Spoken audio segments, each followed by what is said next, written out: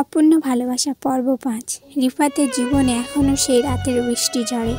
২ বছর কেটে গেছে, তবু সেই ক্ষত শুকায়নি। সাবার শেষ মেসেজটা আজও তার ফোনের কোণে রয়ে গেছে।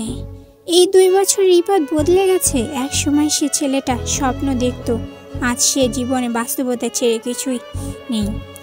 চাকরির চাপে জীবনের যন্ত্রণা সে ব্যস্ত থাকার চেষ্টা করে, কিন্তু রাত নামলে পুরনো স্মৃতিগুলো ফিরে আসে, বিশেষ করে যখন বৃষ্টি নামে।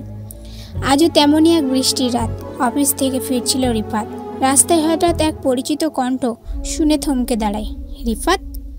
সে ধীরে ধীরে ঘুরে দাঁড়ায়।